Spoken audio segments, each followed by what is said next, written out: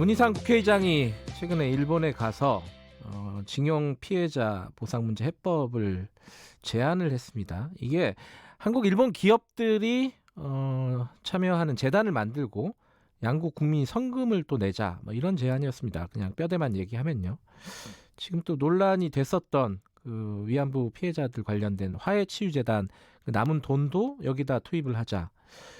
이게 최근에 이제 한일 갈등 상황을 좀 돌파하기 위한 제안인 것 같은데 일본 쪽도 받아들이지 않았고 우리 정부도 좀 선을 긋고 있고 더군다나 위안부 피해자들 그리고 강제동원 피해자들이 반발하고 있습니다.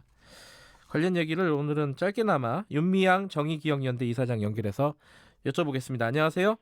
네, 안녕하세요. 네, 제가 아까 문희상 국회의장의 제안을 간략하게 설명해 드렸는데 여기에 대해서 입장이 어떠신가요?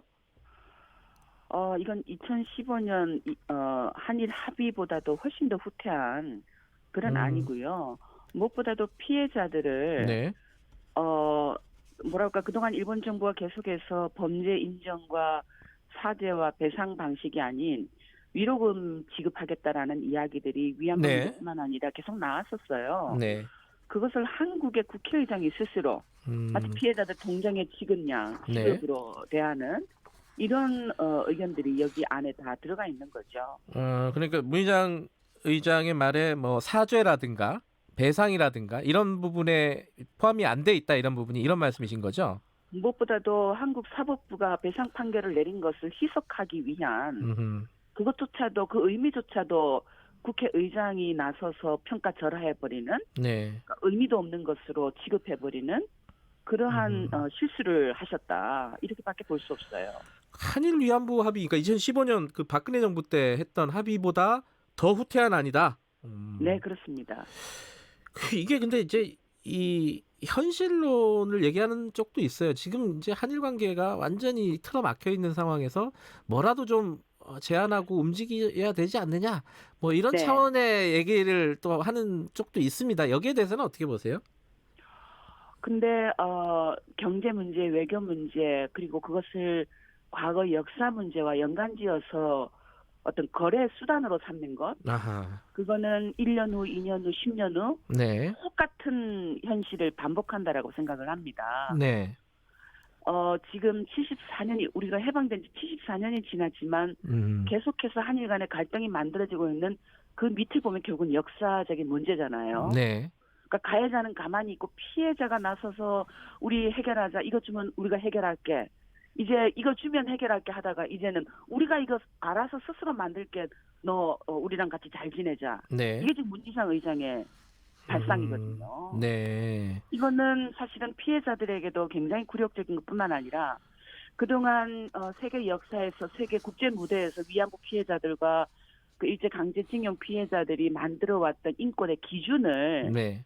뭉개버리는 정말 부끄러운 그런 어떤 아니다 그렇게 생각할 수밖에 없어요. 역사적인 피해 이 부분을 거래의 대상으로 삼아서는 안 된다 이런 말씀이시네요.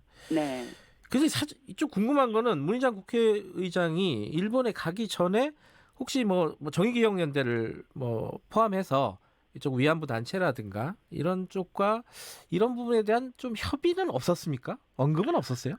전혀 없었고요. 그래요? 그래서 저는 정치권이 왜 이렇게 피해자들을 전혀 고려하지도 않고 네. 당사자가 있는 문제에 대해서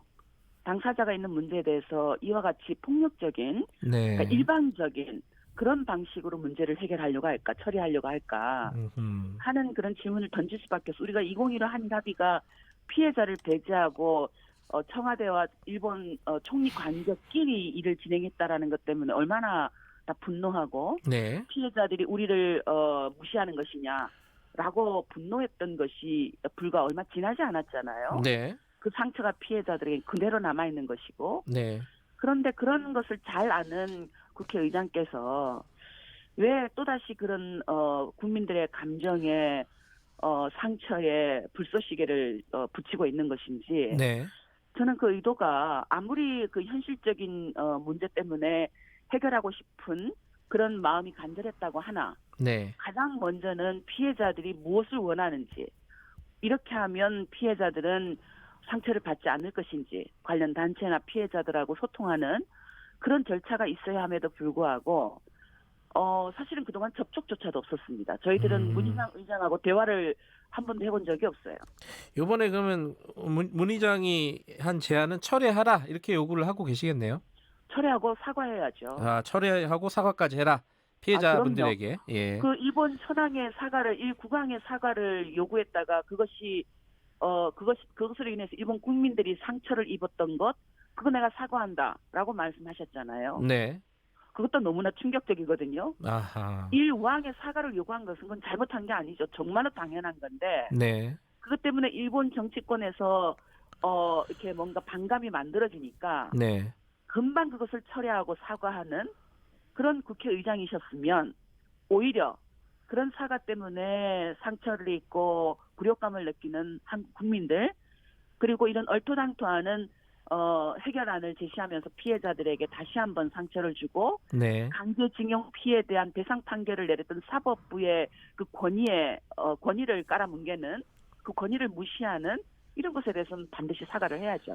그 일왕에게 사과 편지를 보냈다는 보도는 사실이 아니다. 이렇게 이제 일단 문희상 의장 측은 밝히고는 있는데요.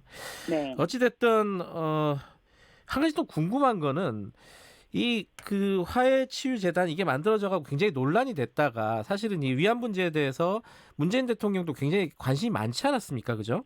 근데 그렇습니다. 그 문재인 정부 출범 뒤에 이 문제가 도대체 어떻게 지금 해결이 되고 있는 건지 이 부분이 좀 궁금합니다. 사실은 2015 한일합의의 가장 상징적인 것은 일본의 기부금 10억 엔으로 세운 화해치유재단이었죠. 네. 근데 그 화해치유재단은 해산이 됐고요. 네. 그 해산되기 이전에 우리나라 그 정부의 예산에서 국고에서 일본 정부에게 받았던 104억 원을 별도로 마련을 해놨습니다. 그건 딱 묶어놨어요. 네. 일본 정부에게 반환을 줄 돈으로. 네. 그러니까 화해치유재단이 쓰고 남은 약 60억 원에 해당되는 이번에 문희상 의장이 말했던 그 돈은 네. 사실은 국민의 세금이에요. 네. 국고예요.